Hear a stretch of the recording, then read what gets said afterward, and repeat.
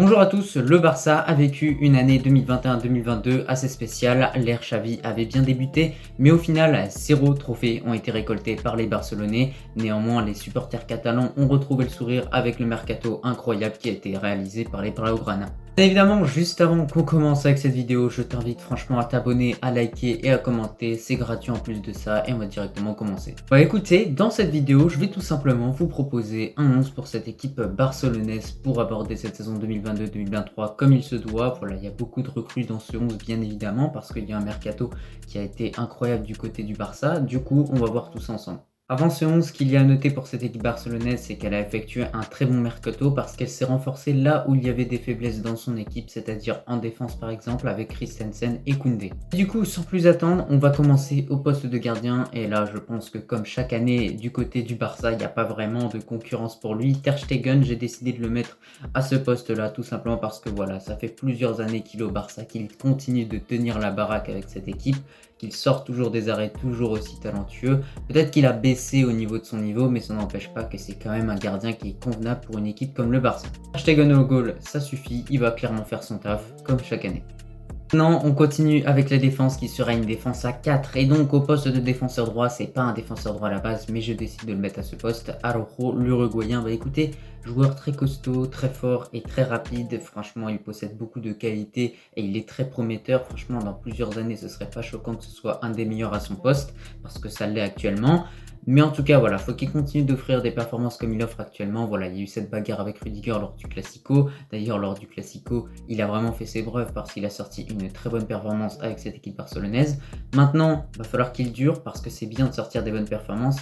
Faut-il encore durer? Ça, c'est une autre question. Et donc, s'il arrive à durer, je pense que vraisemblablement, il devrait être titulaire. Je le mets en défenseur droit. J'aurais pu mettre Koundé à ce poste-là, mais visiblement, d'après plusieurs supporters catalans, le meilleur joueur pour être en défenseur droit serait Araujo. C'est pour ça que je décide de mettre Araujo et surtout au vu de sa vitesse qui est quand même incroyable.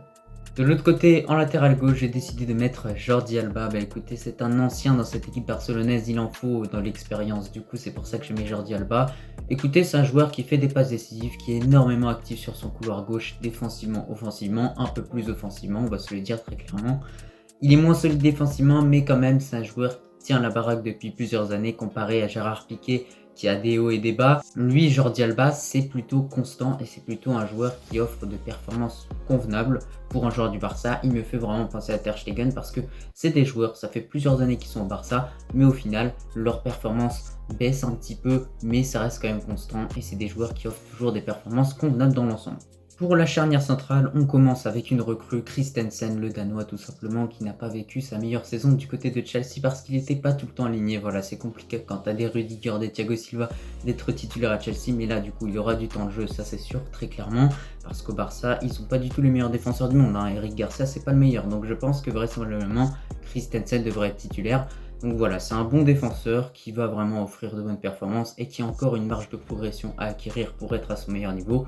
Donc hâte de voir ce que ça va donner Christensen. Maintenant, c'est pas non plus le meilleur défenseur du monde, voire un défenseur de classe mondiale. C'est un bon défenseur, point final. Pour accompagner Christensen, bien évidemment, la dernière recrue barcelonaise, Koundé, que j'ai décidé de mettre. Il y a eu une longue bataille entre Chelsea et le Barça. Au final, Chelsea leur ont donné quand même Christensen. Le Barça aurait pu être généreux avec eux.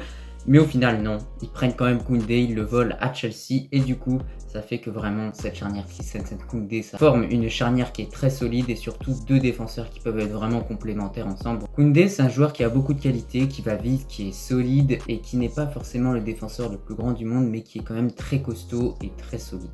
Écoutez, il peut également jouer ce poste de défenseur droit si jamais Araujo est un petit peu saoulé de jouer à droite. Il peut lui jouer cette fonction d'arrière droit et c'est un petit peu la même chose pour Christensen. Donc au final, on a trois défenseurs centraux qui sont quand même polyvalents. J'ai envie de vous dire que je crois que Christensen, quelquefois avec le Danemark, peut-être que je me trompe, mais je sais plus, il avait joué au poste de défenseur droit. Je sais pas si c'est avec le Danemark, mais en tout cas, il a déjà occupé cette fonction d'arrière droit. On le remarque avec ces deux recrues, clairement, le Barça va avoir une charnière centrale qui va être plus que solide. En plus de ça, on rajoute Araujo qui va très vite sur le côté. Pareil pour Jordi Alba. Franchement, au niveau de la défense, cette défense à 4, elle est très solide. On continue avec le milieu de terrain et là ça va être un milieu à 3 et tout d'abord pour le milieu défensif j'ai décidé de mettre Franck Kessié à la place de Busquets, tout simplement parce que Busquets, voilà, au bout d'un moment il va pas s'éterniser, il ne sort pas non plus des performances qui sont fantastiques et je pense que clairement quand tu mets Kessié ou Busquets, ça se sent. Kessié c'est plus fort, c'est plus solide, il va apporter énormément physiquement parce que c'est un joueur qui est très costaud, voilà, il vient de Côte d'Ivoire, j'ai envie de vous dire. Il a réalisé une saison plus qu'exceptionnelle du côté de l'AC Milan durant cette saison 2021-2022 avec au final Scudetto qui a été décroché par les Milanais. Donc voilà, c'est une belle récompense pour cette bonne saison réalisée par Franck Kessié. Et au final, il arrive au Barça avec comme envie de s'imposer en tant que titulaire dans cette équipe. Et pour moi, clairement, il va faire mal aux autres équipes parce que franchement, Kessié, c'est un joueur, il se met devant la défense un petit peu comme Casemiro, il prend tout. Tout devant Kessié, deux bons milieux centraux, on va commencer avec Gavi, bien évidemment la révélation de cette équipe barcelonaise sous l'ère Xavi, j'ai envie de vous dire franchement le deuxième Pedri. Écoutez, c'est un joueur qui possède beaucoup de qualités, qui a encore une marge de progression à acquérir, mais bien évidemment ça va se faire avec le temps petit à petit, mais en tout cas voilà, c'est un joueur qui possède beaucoup de qualités pour un milieu central, et en tout cas faut qu'il continue de faire ce qu'il fait franchement Gavi, parce que c'est vraiment un excellent joueur.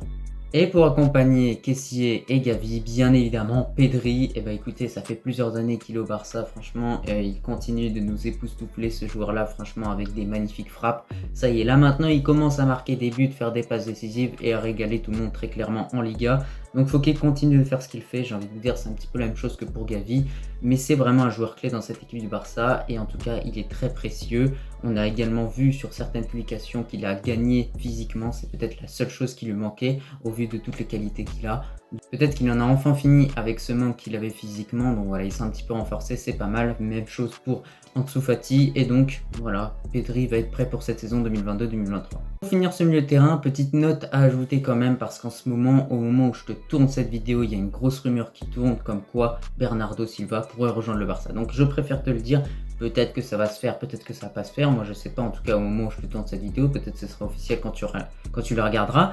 Mais en tout cas, si Bernardo Silva rejoint le Barça, vraisemblablement, on pourrait enlever Gavi de ce 11 pour mettre Bernardo Silva afin de voir si ça peut marcher tout simplement. Mais pour l'instant, il n'y a absolument rien d'officiel et on va voir ce qui va se passer dans les prochains jours. On va finir avec ce trio d'attaque et là, très clairement, j'ai envie de le dire en français, c'est du très très lourd. On commence directement au poste d'attaquant droit avec Rafinha. Voilà, le Barça a gagné cette bataille pour Rafinha. Il y avait une grosse bataille qui tournait autour de lui entre plusieurs clubs, Arsenal, Chelsea, Tottenham, et au final le Barça a réussi à le prendre, donc franchement chapeau déjà.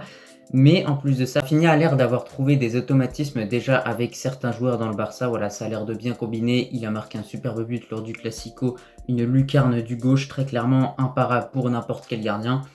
Faut qu'il continue de faire ce qu'il fait avec cette équipe barcelonaise. Néanmoins, il a quand même un petit problème, c'est qu'il parle quand même assez beaucoup. Continue maintenant au poste d'attaquant gauche, qui n'est pas vraiment un attaquant gauche à la base. J'ai décidé de mettre Dembélé. Bah écoutez, dans ce 11, je me suis dit, on va pas mettre en concurrence Rafinha et Dembélé. C'est dommage, c'est deux excellents joueurs qui ont des qualités, et surtout, vu la pré-saison de Dembélé qui est vraiment prometteuse, je suis obligé de mettre Dembélé dans ce 11, ça c'est clair. En plus de ça, il a prolongé au Barça.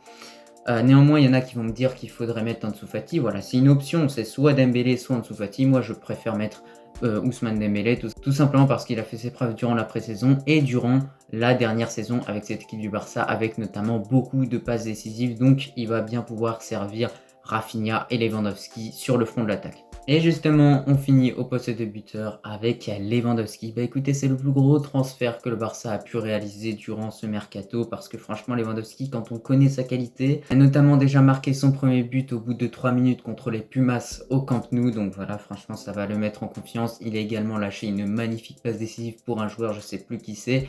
Mais en tout cas, voilà, faut qu'il continue de performer comme ça s'il veut vraiment former quelque chose avec ce trio d'attaque composé de Rafinha, Dembélé et Lewandowski. Franchement, les trois, ils peuvent vraiment faire du lourd.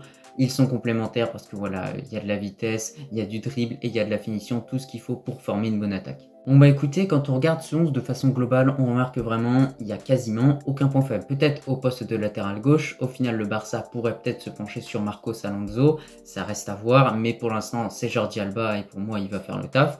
Mais sinon, quand on regarde le 11 de façon globale, on remarque que franchement à tous les postes c'est vraiment fort, et qu'à tous les postes il y a une doublure. Au poste de latéral droit, nous avons Dest. Au poste de milieu, nous avons tout simplement Busquets. Et au poste d'attaquant, nous avons tout simplement Ansu Fati. Donc ça montre à quel point, vraiment, grâce à ce mercato estival, ils ont réussi à former un sacré effectif. Écoutez, on a fait le tour autour de cette composition du Barça. Moi, j'espère que cette vidéo t'a plu et moi, je te dis tout simplement à la prochaine.